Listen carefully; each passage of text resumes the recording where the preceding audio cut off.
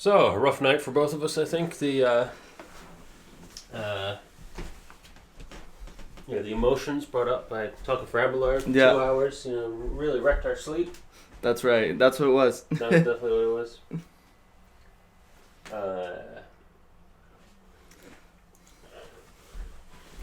Today.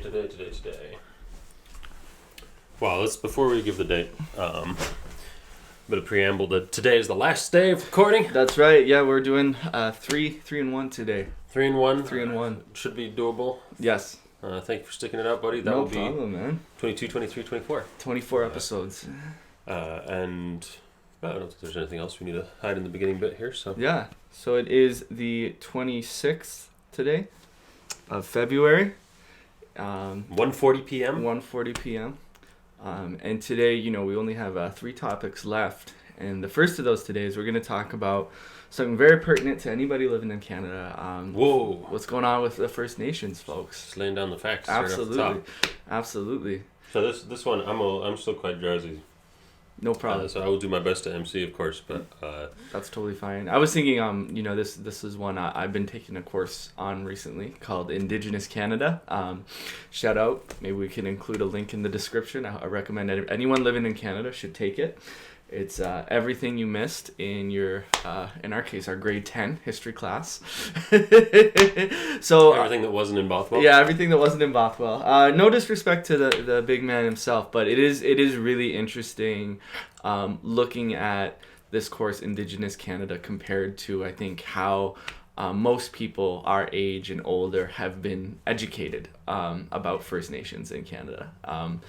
One of the big factors is that I noticed immediately is we didn't spend much time at all on what was going on before Europeans arrived. Mm-hmm. And to be fair, the documents on that are very, there's not too much documentation on that. Most of the cultures here were oral traditions. But what we do have that was not talked about are things like artifacts, like wampum belts, which were laws that were inscribed in particular patterns, usually using shells or beads. There was petroglyphs. There was even birch bark scrolls. What's a petroglyph? So petroglyph, as I understand it, you might be better at this, but isn't that a symbol carved in stone? Sounds right to me. Yeah, that's what I was genuinely asking. Yeah, I'm actually. I need to do a little bit more research to that. But as I understood it, it's a symbol carved in something particular. Mm-hmm. So there is a bunch of the scholarship has been looking at what nations were like before, piecing. A lot of Indigenous scholars piece that together. And then as well, kind of looking at the really sort of complicated nature of contact and colonization, which I think is a very loaded term right now. Totally. Colonization is something we've talked about before. What does it actually mean to colonize another group of people? That's very complicated. It's very complicated. And it the contact between Europeans and First Nations people of North America, of course, predates colonization. Ah, yes, or does it? Or does it? So I guess I would ask you a framing question, which would be, you're talking a bit about this course. Yeah. What's your first sort of interaction with ideas about First Nations people? I think interacting growing up was, I remember growing up and there was an interpreter at a national park where I went to. Her name was Lenore, and she was, if I'm not mistaken, Chippewa. Mm-hmm. So she was up near the Bruce Peninsula where there is a Chippewa reserve there. There's Chippewa Nation there. And I remember just her kind of growing up and her telling stories. She was a storyteller. So that was one of my first interactions, was just learning from kind of her about oral traditions. And she would tell creation stories. She would just talk about life, and she was there for many, many years at the national park. Cool. So how old were you then? I was, probably like... I think when I really started to pitch it, maybe 10 to 12. Mm-hmm. 10 to 12. How about you? My first encounter with any of this sort of stuff would be in a collection of encyclopedias, basically kids' encyclopedias. American Heritage Collection or something. You have it downstairs. I have downstairs still. That's right. And there's a book in that series called Indians of the Plain. Right. And that would definitely be my first interaction. So growing up, you take that down, you'd read through that, look at the pictures, just learn. Yeah, a little bit. When I had this when I was like 6. Right. So they made the trip over to England with me. Nice. I forget exactly at which point they entered into the canon, but from a very young age, like before I was really that fascinated and reading about stuff, I was looking at these pictures. And I remember that book in particular because there's some fantastic illustrations and images, and there's lots of horses and cool stuff going on. But I think that's an interesting juxtaposition. Totally. Interactions. No, absolutely. And of course there might have been more, but that's the kind of first one I remember in a lot of ways. And I think obviously you read about them, or your dad would tell stories. My dad would tell stories. Yes, as time went on, I also encountered. I'm gonna do a bit of me because my relationship with this topic is less than yours, I think. Yeah. So I sang the Huron Carol fairly early. Yeah, we were talking about that. Yeah. And then the person who introduced me most to Canadian First Nations stuff was definitely my Aunt Betty, who was very interested in sort of the overlap between First Nations and Christianity, and who had a general interest in Aboriginal peoples, and was a kind and caring person. Nice. She'd been a teacher when she was in Canada, right. When she was still working, and so I didn't.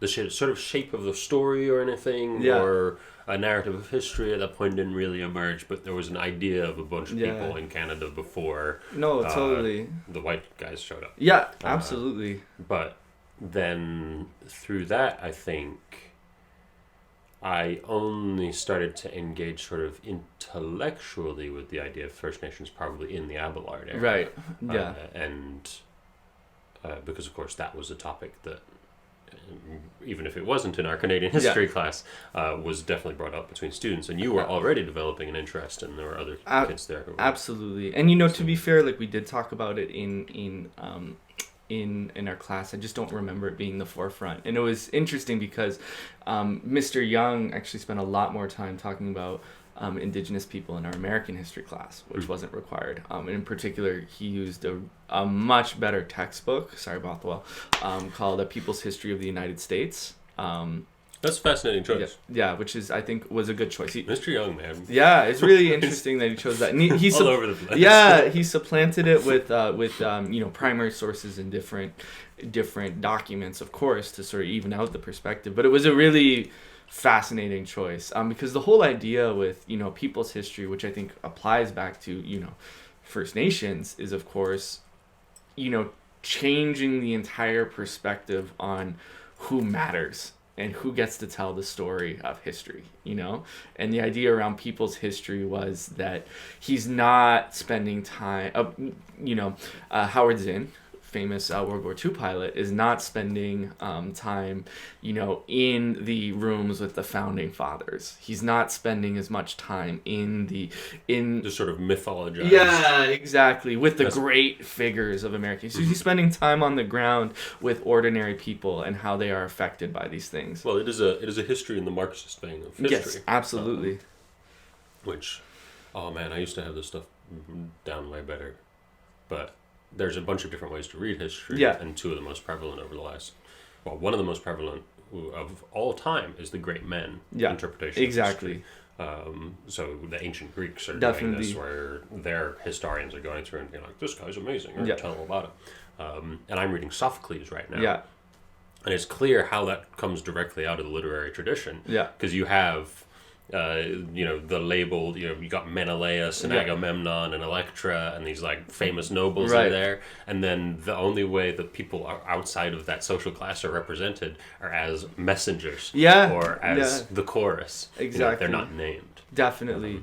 So that idea of presenting history from a people's perspective, absolutely, sort of emerges and gains permanence with Marx, as far as I'm aware. Yes, and is I think important in that this kind of course, this Indigenous Canada course, definitely comes out of that tradition. But it's not strictly Marxist, but it is, because it's using other ways to view history as well. It's very much a survey course that's looking at different interpretations and putting them together as well. But I think one of the big ideas that I'm taking away from it is just how this idea of what constitutes a nation keeps popping up. We talk about First Nations, So I guess before we get to nationhood, because this is definitely a huge topic, I am relatively ignorant about the First Nations people. Yeah. What, if you could give me sort of an idea of their history pre-colonization, absolutely. How would you go about it? So basically, one of the things that you kind of want to look at with, pre-contact history is that you have to understand that you're relying on oral traditions.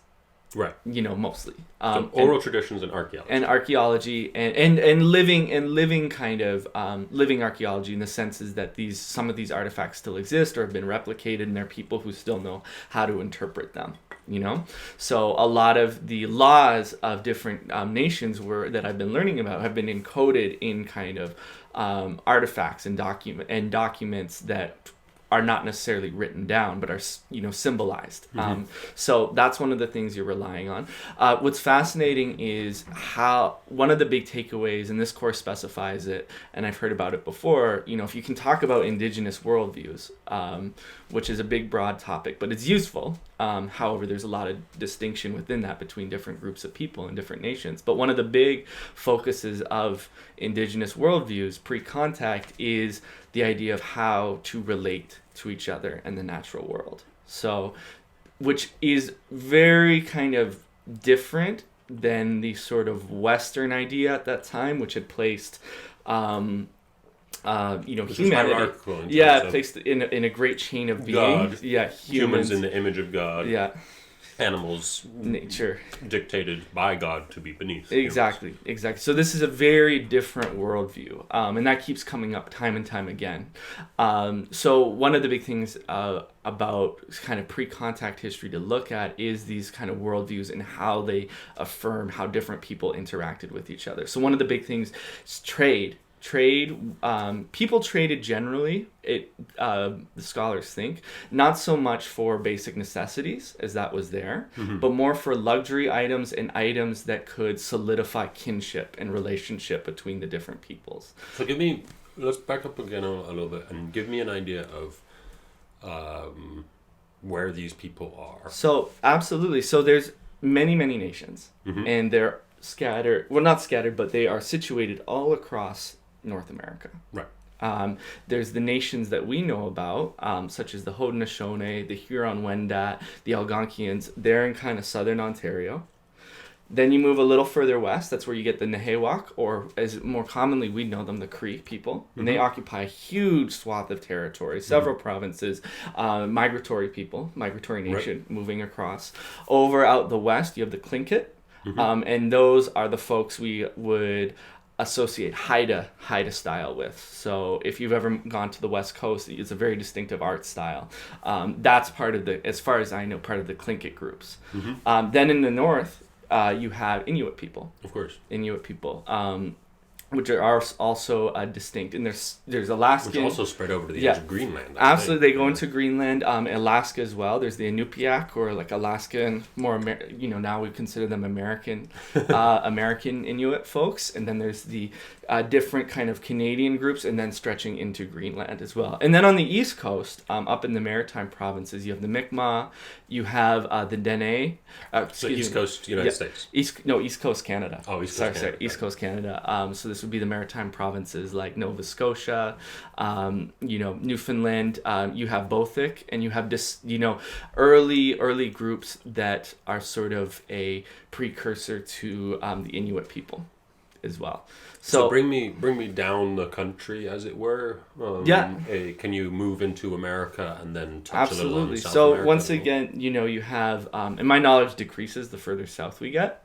That's okay. You're Canadian. Yeah, I'm Canadian. So further south, what we have is you of course have people striding the borders, right?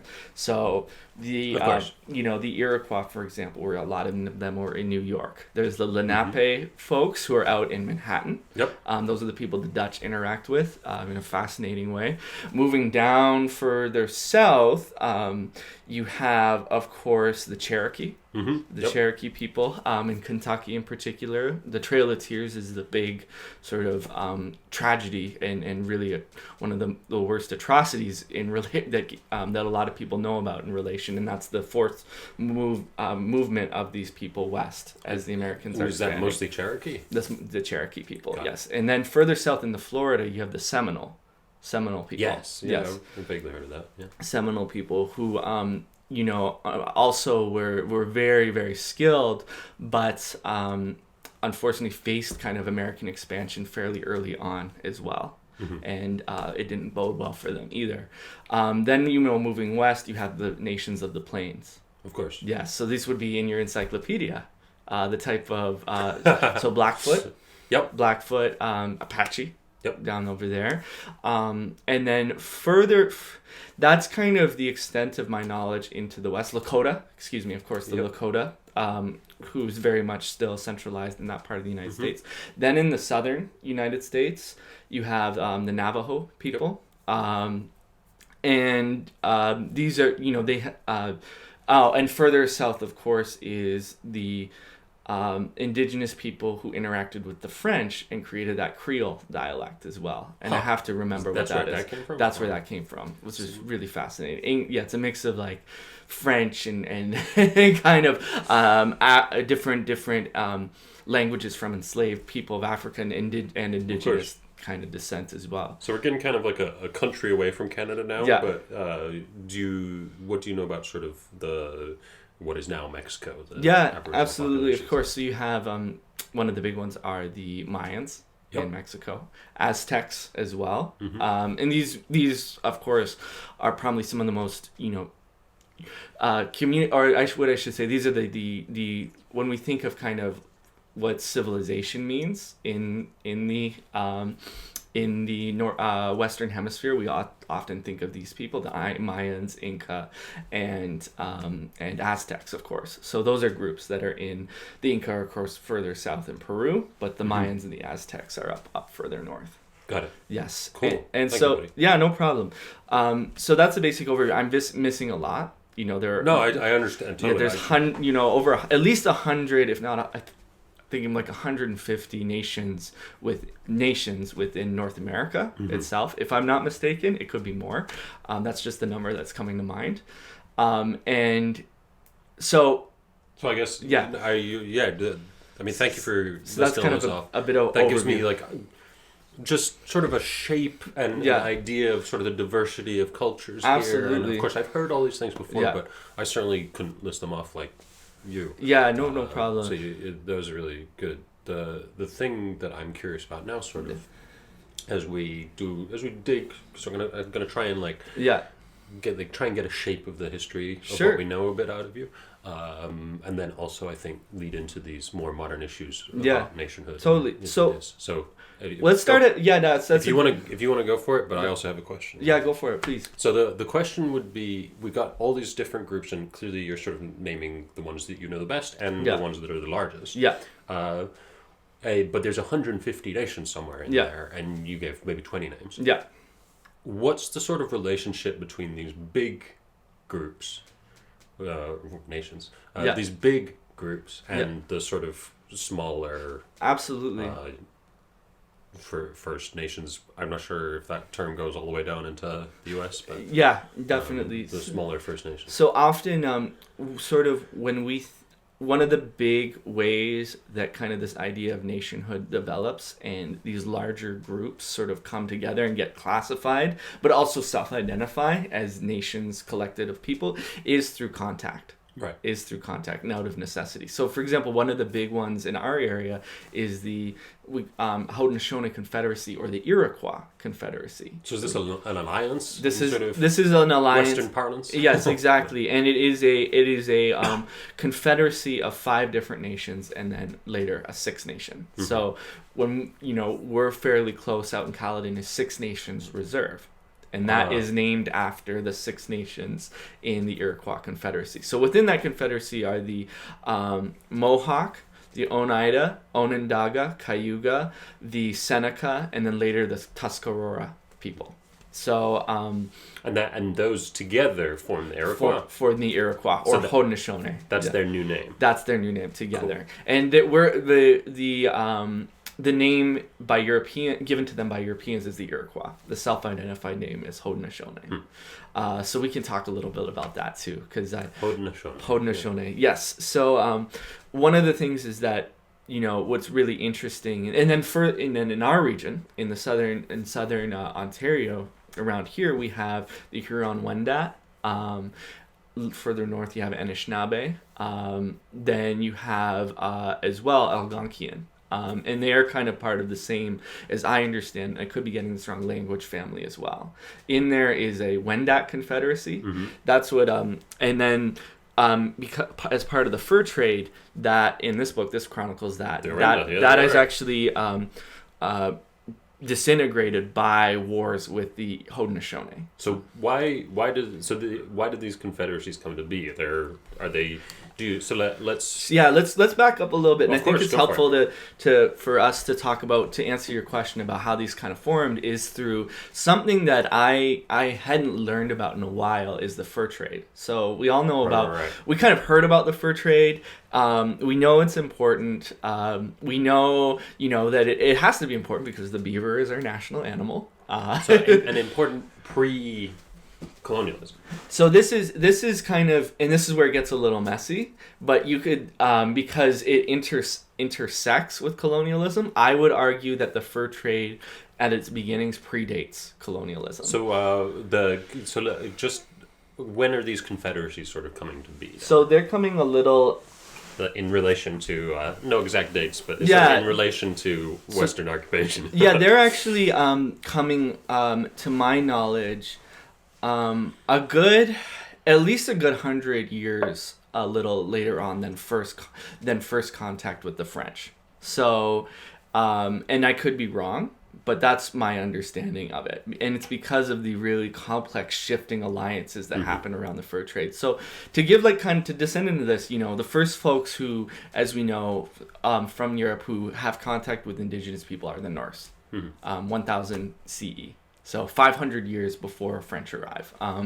We don't really know too much about that. We know it didn't go too well. It wasn't violent, but they left, and that was it. As far as we know. What was really interesting is that, 500 years later, approximately in the early 1500s, French explorers come and actually make contact with indigenous peoples, and they trade. And this is sort of simultaneously as the Spanish are.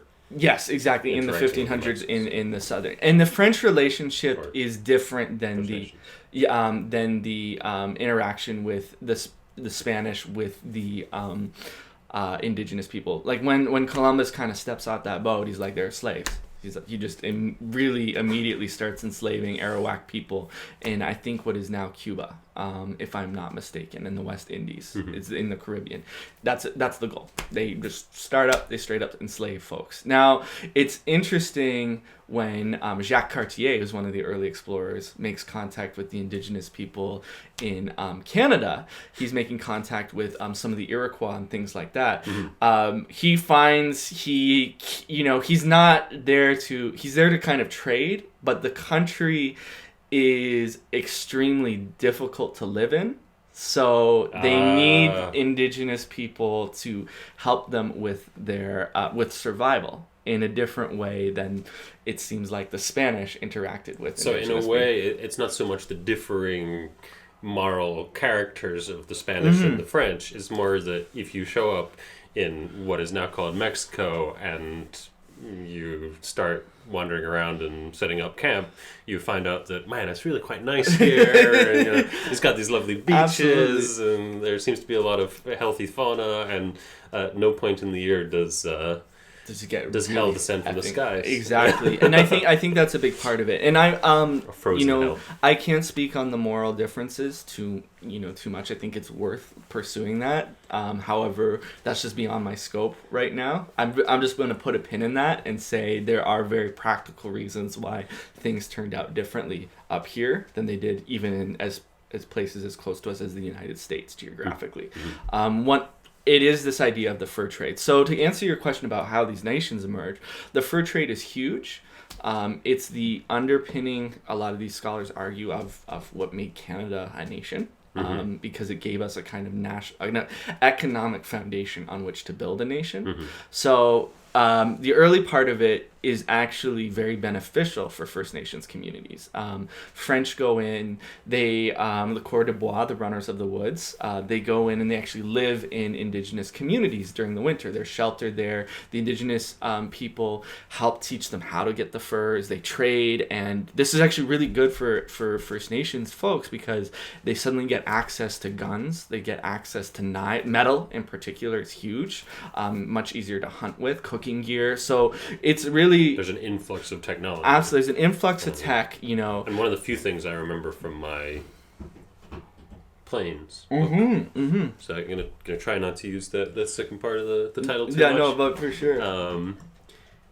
But one of the things I remember about it was a huge amount of emphasis was on the value of horses being introduced into the plains. Yes. And how this sort of radically changed the lifestyle of the people who were living there. Absolutely. So that's kind of like a parallel example of what's going on here in the North. And one of the big sort of ideas around nationhood that develops at this time is the Métis Nation. So the Métis folks, for folks who don't know, and we didn't spend as much time talking about this in Mr. Young's class, but especially since there's been a lot more recent work on it. What are you doing, Marble? That's some good shit, man. But is to cement and sort of establish relationships that were beneficial between different groups of First Nations and the French, marriages between these fur traders, these French fur traders, and Indigenous women took place, and they were very much ceremonial. They didn't always last forever, and they were some of them were just sort of more partnerships, but they did kind of cement the people together. And the children from that, who were half French, half native, became Métis. They were called Métis. They formed a distinct, as it was talked about, which was really cool, a post-contact First Nation. That's kind of one of the terms for it, which I find is really, really interesting. So that's one of the ways that this kind of nation develops. Now, further to a little bit as well into our area, these you also then have, of course, in 1670, the introduction of the British, and Hudson Bay gets a charter. And they start to pick up, before this, but really at that time, they start to get organized around the fur trade. They don't want French to have access to this, mercantile capital, this mercantile economic good that is kind of creating real market value. Real wealth, like really, really wealth and real market value. Like a whole, it's fascinating. We it's hard to think about, but mercantilism, as I've been studying, involves the sort of often the creation of an entire economy around a single product, which is really interesting. Very different than how we think about economics today, I think. Yeah, and the economic situation of Europe in the 1500s is not something that I'm equipped to talk about much right now. No, totally. And I don't really know that much about it either. But what I do know is that these days, we're very used to living in a globalist sort of society. Yes. But for much of the history in Europe, the exact opposite was what people subsided on. Right. So countries would limit trade with each other out of the fear that by trading with the other country, you would risk giving your wealth away. Which, of course, is now an idea that we associate with Donald Trump. Exactly. But that situation, you go to a new country and you have to figure out if you're trying to view it from an economic. That's right. A position of economic advantage. The question is, what can I bring back home that people will want and that will make the however many month-long trip? Exactly. And it turns out that beaver furs is really, really good. One of the things is they're both very compact. Yes. And they sell quite well. Exactly. And they don't seem to go old. Definitely. And they were great because they had two major uses. The one was that hats was the big one, luxury items back home. And the whole idea was you created, and this was what the Hudson's Bay Company did, you create factories. So you don't have to go further inland. You rely on indigenous people who already know the area.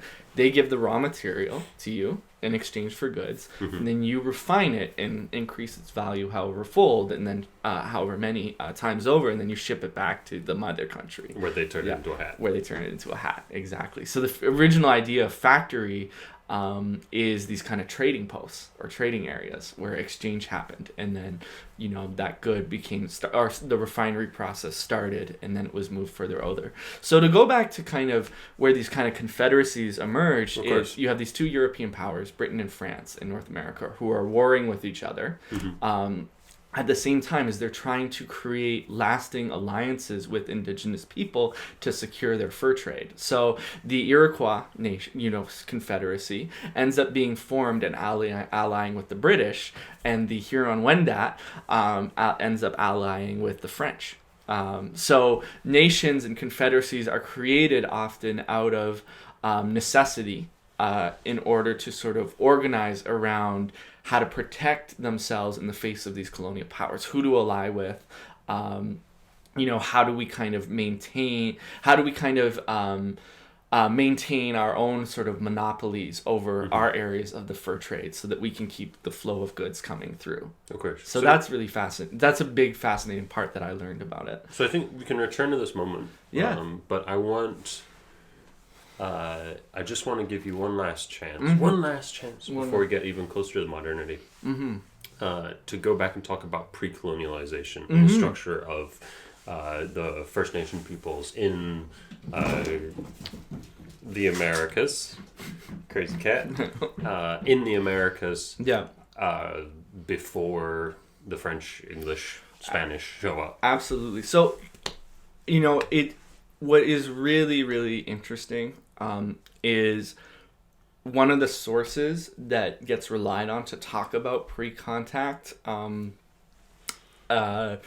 indigenous people is a post-contact source. Right. And these are called the Jesuit relations. Right. So the Jesuit relations are extremely important in that even scholars who are indigenous by nature and have a very healthy and scholarly critique of the Jesuit enterprise really still consider them in many ways the first ethnographies. Jesuits came, they integrated in communities, they recorded everything down, they observed all these different interactions. Some of the themes that they noticed included the importance of women in these communities. So that's something... In juxtaposition to the Jesuits? Yeah, it's in juxtaposition to the Jesuits. In fact, a lot of the Jesuits complained about how the men weren't keeping their women in check. But something, so we have to we sort of have to rely on some ways, because this is how our sort of ideas of what constitute history have unfolded. We have to rely on written sources in order to get an idea of what of how people were interacting, how these pre-contact nations were functioning. Mm-hmm. So it's a bit of a paradox, a little bit, but it is what it is. So as well, that comes out in the Jesuit relations are the importance of because one of the things we've talked about before is that there wasn't a form of writing in North America for the First Nations people. Yes. And I remember you've been surprised at that and going and checking. Yeah. You're a good dude who does research. Yeah. I'm trying to find it. I haven't found anything yet. So. And there are there's a writing system in North America that emerges afterwards. Yes. And there's writing systems in what's now Mexico. Yeah. In South America. Yes. But for North America, this is why we're relying on the Jesuits. Yeah. Is because there seems to be no extant writing system for any of the First Nations people up here. Exactly.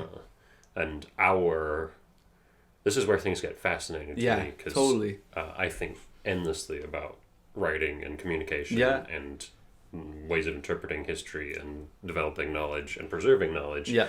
And this is one of those things where I rely so heavily on narrative. Yeah. And in general, the Western idea of history. Yeah. Like, you can talk about great men. We talked about perspectives on history Right. before. Yeah. We talked about great men, and we talked about the Marxist ideas. Right. These things are way, way less important than just the idea of having a written document that you can pass through the ages. Right. That is like the absolute tome of history. You have a contemporary source. Yeah. Because these things exist. It's sort of because of the overlap. Yeah. It's both a story and itself an archaeological artifact. Right. That combination is really potent for people. Yes. And whether or not that should give it the sort of power over history that it has in the Western narrative is a larger question. Absolutely. But it has that power in the Western narrative. No, and it does, and that's and I think that was the way in which people who weren't Indigenous learned about Indigenous culture from the get-go, is reading things like Jesuit relations, reading people who are writing, talking about their experiences. Totally. So we have to understand, and at the same time, of course, is you do have the preservation of oral traditions in these communities as well, that work in tandem at interpreting kind of these artifacts like wampum belts, which are ways in which legal treaties between different nations were enshrined. So you do have that kind of tradition, but you also have Jesuits from the get-go talking about that tradition as well. So that, if that makes sense, it's like you always have like that angel on your shoulder, right? That's hard to escape from. Hard to escape from. So tell me about the wampum belts, and then we'll jump back into the future. Definitely. So one of the most famous one is called Geswenta. And Geswenta. That's the 2-row wampum belt. That's one of the oldest ones that I know about. And that is between the Iroquois and the Dutch. But the Iroquois were formed after the contact, yes. So yes, absolutely, okay. Yes. So this is in the 1600s, because the Dutch arrive actually later on the scene. They arrived about 120, 130 years after the French start making inroads. The Iroquois Confederacy has had time to kind of establish itself, to my understanding, or enough of it has for their idea to be like, they feel like they can.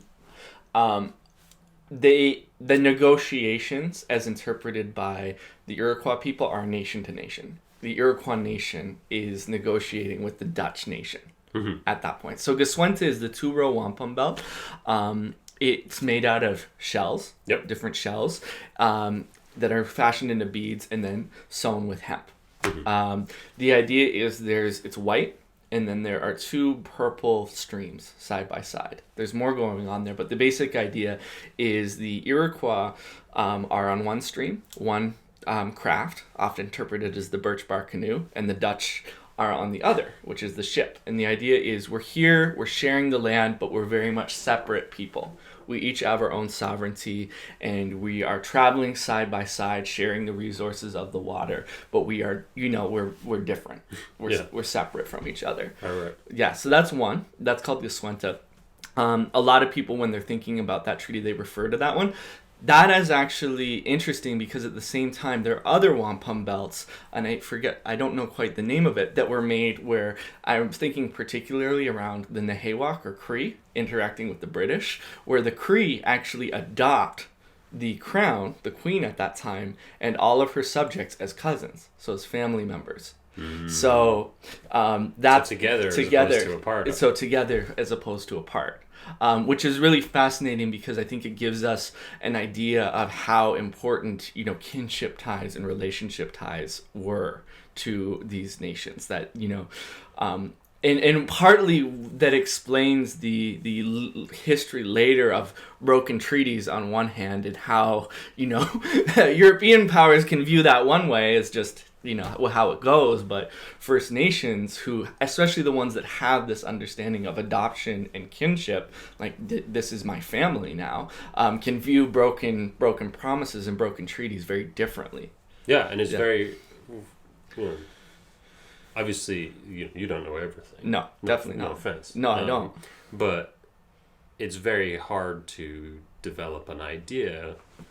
So from what you clearly have done a ton of research. I don't think anybody would argue with that. It's hard for us to develop an idea of sort of what you've said already about what treaties were like before contact. Yes, absolutely.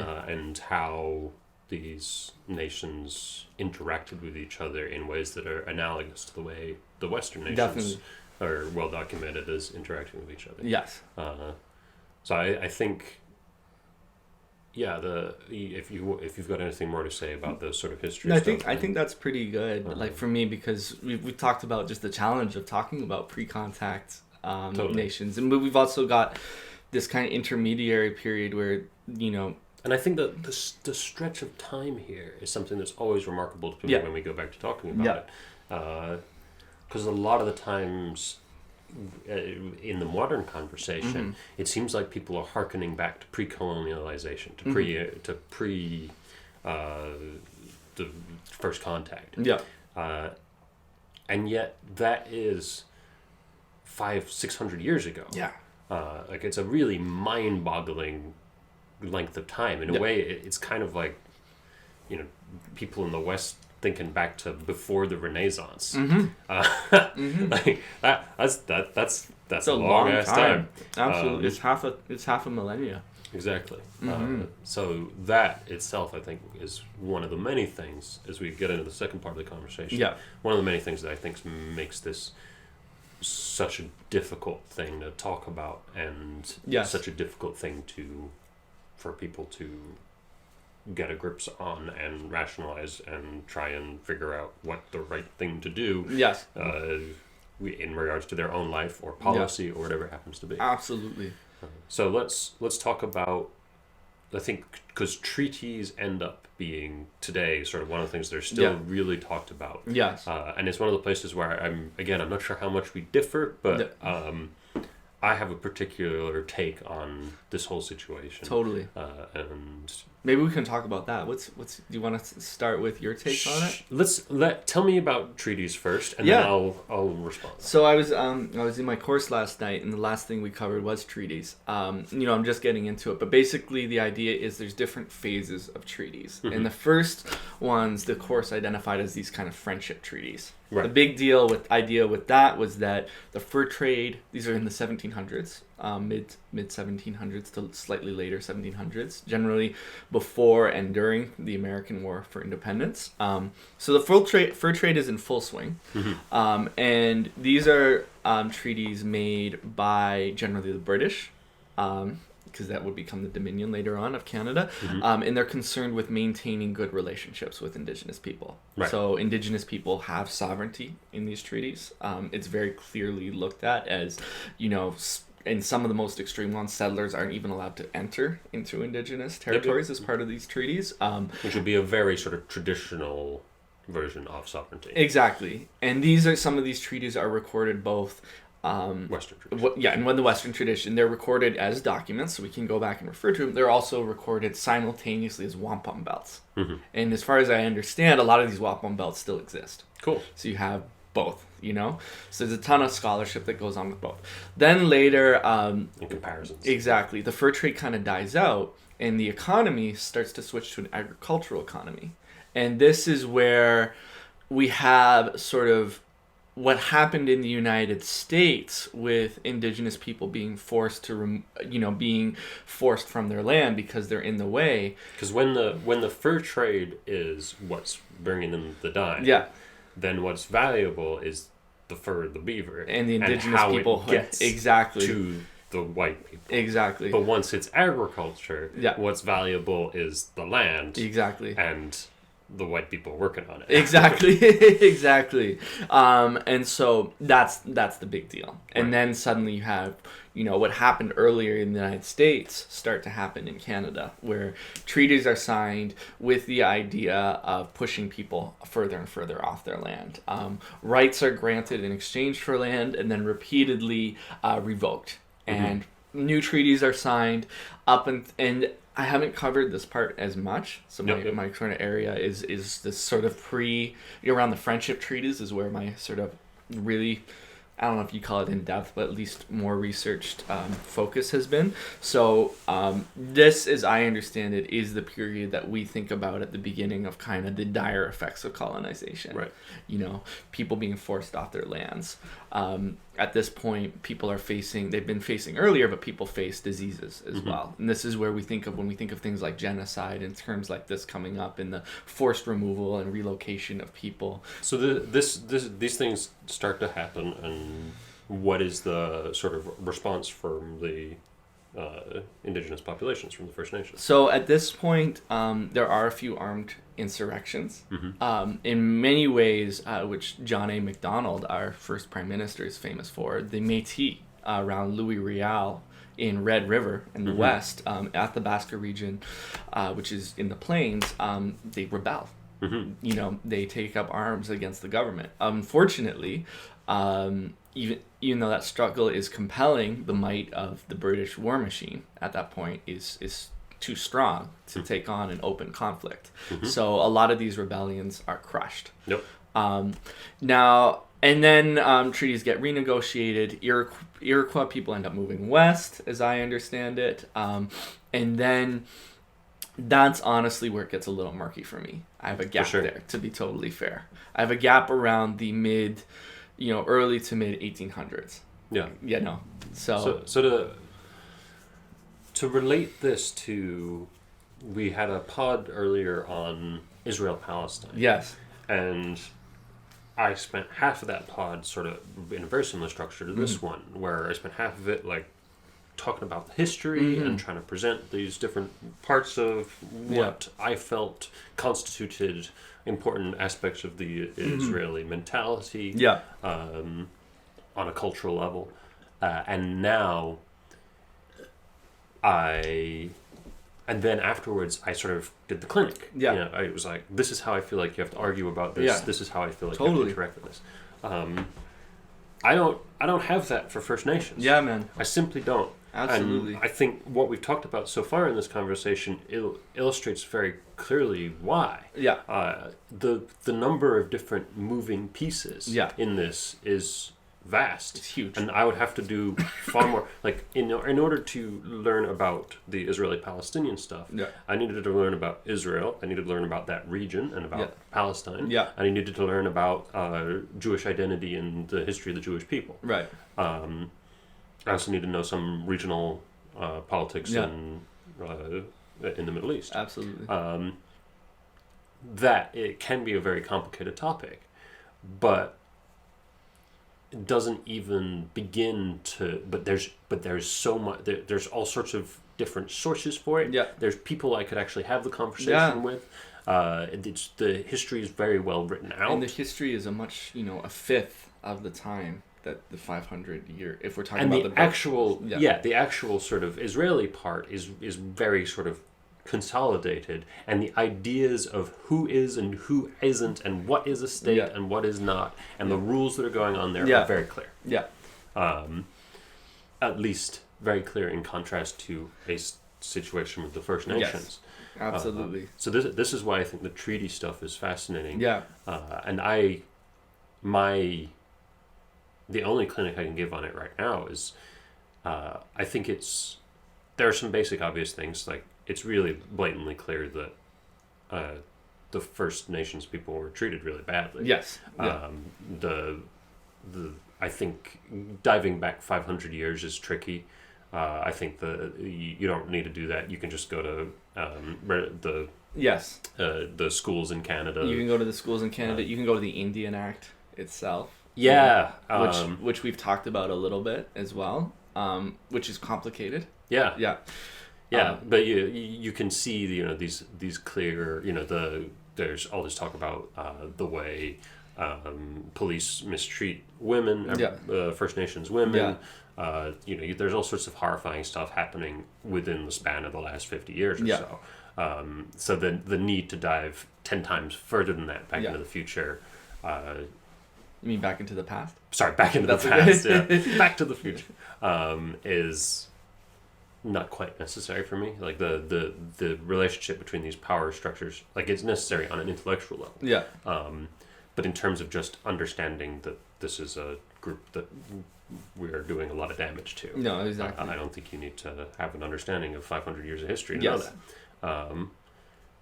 But to wrap up to where we are now, Yeah, all of a sudden things get really complicated. absolutely. Because there doesn't seem to me to be a coherent voice coming from the First Nations community on exactly sort of what they require as reparation. And there's definitely not a coherent voice coming from the Canadian government, because that would make things simpler and easier. Absolutely. And I think part of the coherence, where I've noticed moments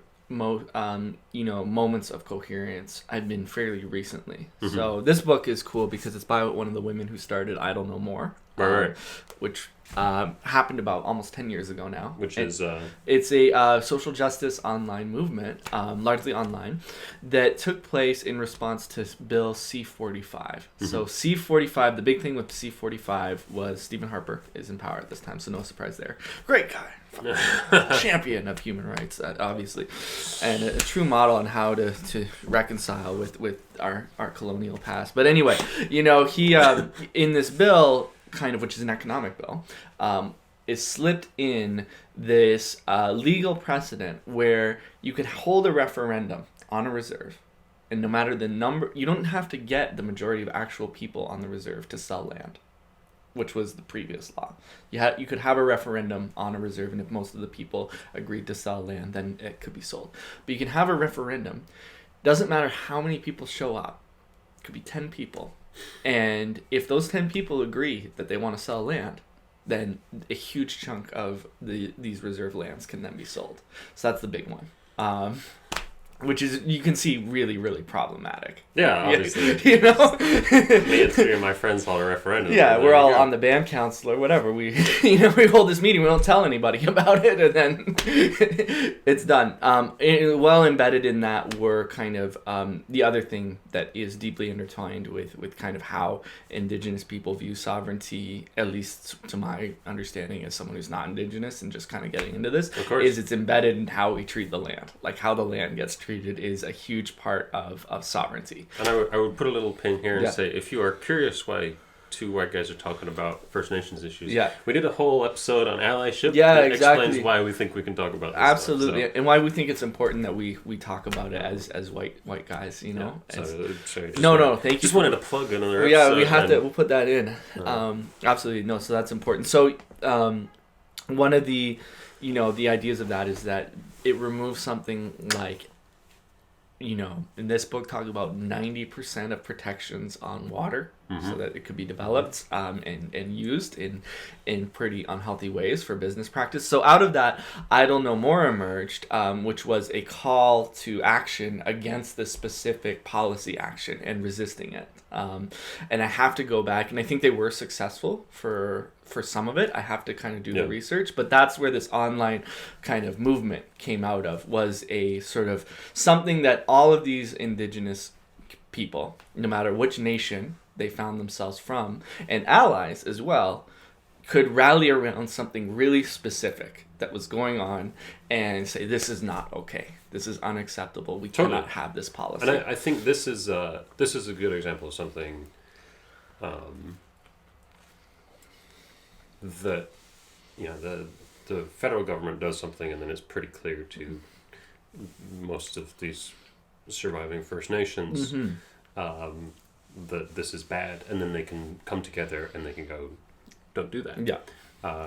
The issue is that this is on sort of a grander scale. The issue is that this is reactive. You're in terms of developing a policy and developing a vision for the future of the interaction between the First Nations and the Canadian government, your policy basically can't just be reactive. No. You can't just be responding each time the rule can't be just leave us alone.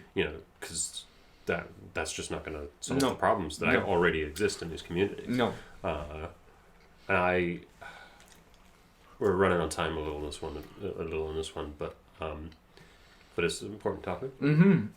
We're doing this all day today, so No, exactly. So, but I think you're absolutely right. And this is why one of the next steps that I want to look at is where kind of this idea of the broad human rights legacy of the world that Canada's been a part of is now, most recently with the UN Declaration on the Rights of Indigenous People, kind of trying to look at what a policy framework that isn't reactive, that is progressive, and actually trying to achieve something looks like. You know? I this is where, again, I just have no idea. And I'm trying to learn this stuff too. I don't really have enough to speak on it yet either. Hopefully, as you learn more, something will develop. But and I have done a bit of reading, and I do try and pay a little bit of attention.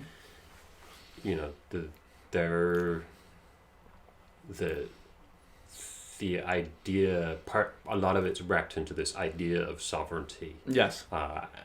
And they're just the idea of sovereignty now is so radically different.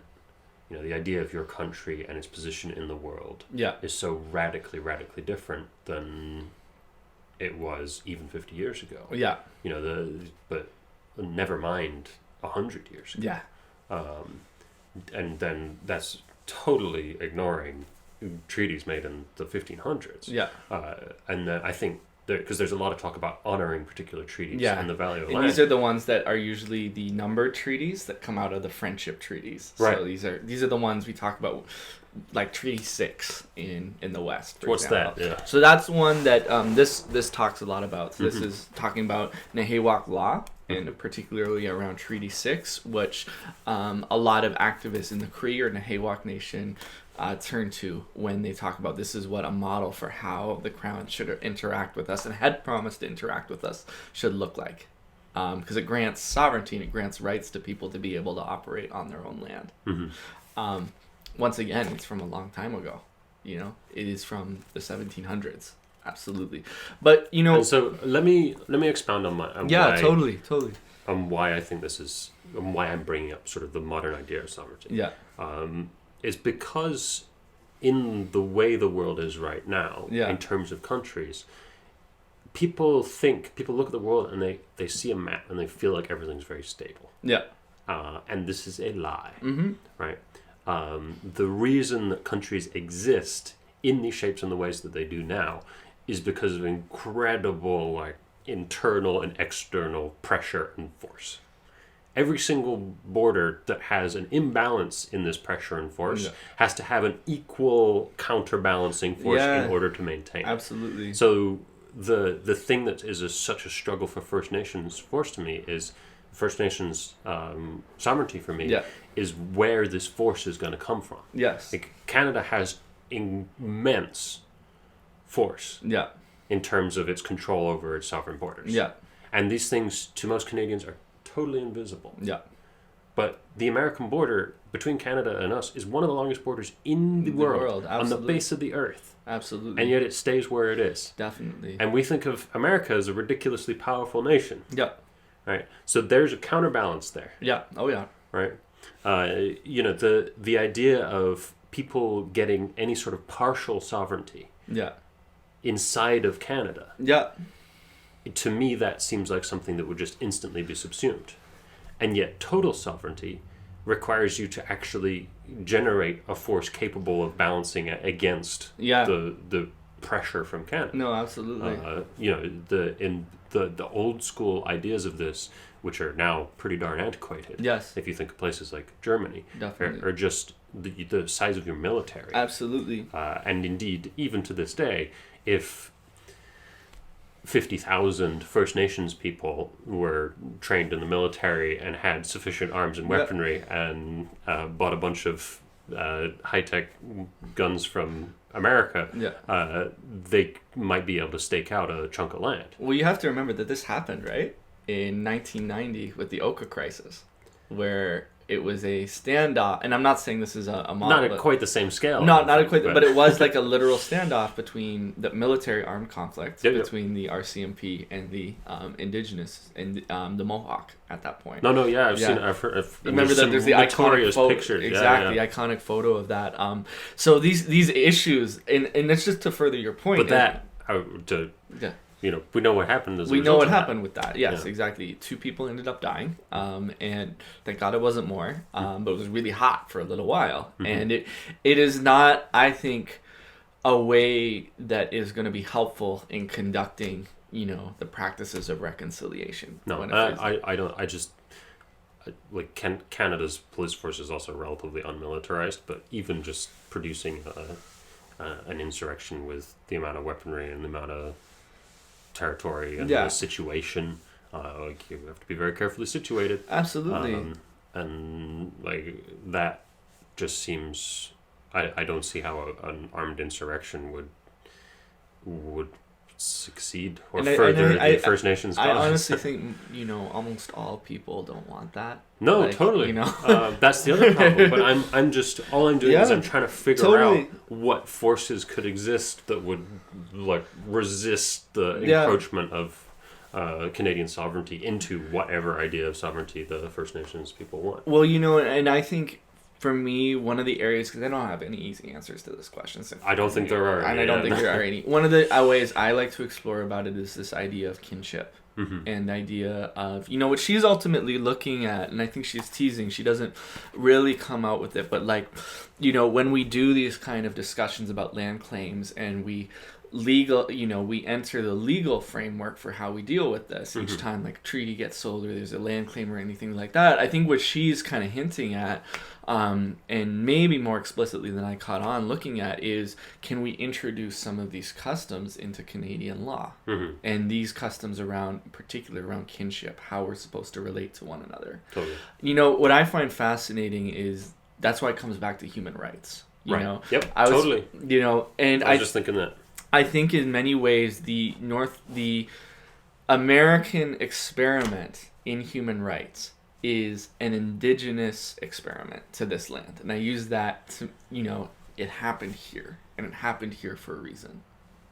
It happened in a place... Expound on that. Yeah, absolutely. It happened, where these areas, these mercantile settlements decided to take up arms against colonial powers. There's a lot going into that. But in that discussion, they created a document, the Declaration of Independence, which I look at as a foundational text on human rights. Yep. It's extremely flawed. It doesn't cover everybody. Now, what's fascinating is the untold history of that. The untold history of that is, and a lot of scholarship has been done on that, and that's something I want to research, in particular around Benjamin Franklin, is there's a huge amount of influence that these nations, confederacies, indigenous to here, have on the development of the Declaration of Independence. Benjamin Franklin's actually dialoguing and talking with indigenous leaders. They don't always make it into that kind of mythologized idea, but they are, but that's recently been an area of scholarship. So for me, why I think that's really important is, the legacy of human rights is not just a colonial imposed idea, as some argue, It is actually one that's developed in North America by interactions between different people. I can, to sort of round off on a positive note as we can, I think in the world right now, this just seems like an impossibly sticky issue. Yeah. It's one of the reasons why even though it's prevalent, I just don't spend as much time reading about it as I could. Because I'm selfishly, I look at the world and I go, what are these problems that I could try and help solve? Yeah. And I look at this one and I go, this one's on you guys, sorry. But if we are in a future Canada where we have the proper protections for human rights that I want, you want, where we understand that there's no point in giving people the right to live if they don't actually have shelter and food. Resource, water, exactly. Water, fresh water. Exactly. If the government's even going to pretend to be protecting human rights, then you need to provide these things. Yeah. The people need to be safe. They need Right. to be healthy, and then they have the ability to exercise their human rights. Exactly. In that world, I think the power, the pressure of the borders, the way that Canada is internally may change enough that these individual sovereign concepts will suddenly have real dirt to sit in, and the ability to grow into something more. Yeah. Right now, and that, and I feel bad because at the same time, that's like the last thing you want to do to these populations that have struggled so much is say just wait another 20, 50 years until we white people figure out our problems, and then we'll deal with your stuff. Yeah, man, it's hard, but I think... But I just don't know. No, totally. And I think that's why, bringing it back to things like, there are people living, hours north of us that can't drink their own water. And just bringing it back to that and being like, those people, by and large happen to be First Nation people. And, that's something we need to fix. Yep. For me, that's part of these larger questions about nationhood and sovereignty. But it's the bedrock of them. Yeah, and people shouldn't be paying like $15 for basic food up in north. the north. Exactly. Go to a grocery store and get like a bag of food for $250. It's ridiculous. Absolutely. And I think, with many of these things, because to add to your point, we're on a clock with climate change. We're on a clock where nations need to be able to move and do national policies to respond to these ideas, or these not just ideas, but these very real issues around climate change. We talked a lot about how the U.S. now that Biden's in is able to suddenly mobilize, perhaps as a nation. Supposedly they're not doing fossil fuel subsidies anymore. Exactly, which is great. Canada sure is. Exactly. So one of the big things around this is that we have to deal with this issue, the issues that First Nations people face in regards to your human rights, at the same time as we deal with the issues of the climate crisis, and that is daunting. But also I think they're not mutually exclusive, because it goes back to this principle about relationship. That is really embedded in a lot of Indigenous culture. How I relate to you is not separate between how I relate to the land. Totally. So I think that's the way I want to go with it, because I'm like, we got a clock, we got to sort this all out at once. But I think the keys are in there somewhere. Perfect. Yeah. All right, thank you, buddy. Thanks, man. Sorry, that was a long one, but I appreciate you talking to me about this. No, this one was important to me. What in the future, looking back, what do you want to be wrong about? What do you want to be right about? What do you want to see happen? Definitely, I definitely want to just get a better idea of the history. I think that's something I'm really interested in. I'm starting to do that again. I definitely really hope that people get water. That's something I really want to see in the next few years. I really do. I think I want to be right that the answers to both nationhood and the issues we talked about, and about just pure raw survival, can be sorted out together, or that we can at least figure out a way that we set the stage. That's my hope, man. Totally. I hope I'm right about that. Yeah. How about you, man? I would like, at some point it would be nice to have a better understanding of these issues. Yeah. Again, I'm very focused on things that I feel like I can contribute more to. Yeah. So hopefully it would be nice in the future to feel like I could contribute more to this. Totally. One of the great advantages of the Israeli-Palestinian conversation was that I was able to have that dialogue with so many different people in my life for years in different places around the world. And I've had far less of that opportunity with this issue. Yeah. So it would be very nice if in the future, looking back at this, I can say, totally. I've had these conversations with these different people, all related to this issue. Absolutely. I think that's great, man. Perfect. All right. Thank you so Thanks, much, buddy. Man. That was a good one. Part 1. Of 3. Yeah, man. Today. We've got some clipping there, but that shouldn't be too bad, hopefully. Yeah.